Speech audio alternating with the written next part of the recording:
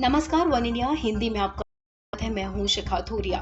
Corona की दूसरी लहर के काबू में आने और लॉकडाउन खत्म होने के बाद अब लोग अपने अपने घरों से बाहर घूमने के लिए निकल रहे हैं। बड़ी संख्या में सैलानी पहाड़ों की तरफ रुख कर रहे हैं। पर्यटन स्थलों पर लोगों की भीड़ देखी जा सकती है। लेकिन अगर आप भी आने वाले समय में घूमने का प्लान बना रहे हैं तो एक बार अपने प्लान पर फिर से विचार कर लें, क्योंकि Indian council of medical research यानी कि ICMR ने चेतावनी दी है कि लोगों की घूमने की इसी आदत के चलते देश में जल्द ही कोरोना की तीसरी लहर दस्तक दे सकती है।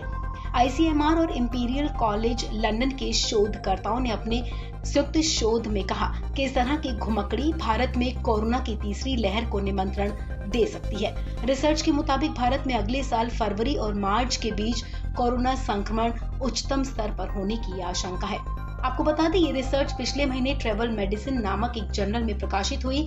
इसमें इस बात की गणना की गई कि क्या घूमने के चलते भारत में कोरोना वायरस संक्रमण की तीसरी लहर आ सकती है।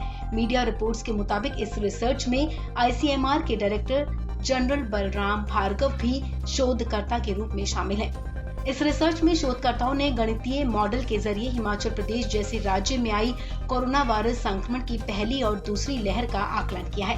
वैज्ञानिकों ने कहा कि हालांकि कोरोना की दूसरी लहर बेहद ही गंभीर थी, लेकिन कम आबादी वाले छोटे राज्यों में ये कम घातक रही।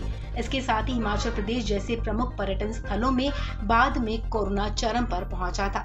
वैज्ञानिकों के मुताबिक अगर लोगों की आवाजाही बढ़ती है तो सबसे खराब स्थिति में तीसरी लहर की पीक 103% बढ़ सकती है और महामारी के चरम का समय 4 हफ्ते तक हो सकता है।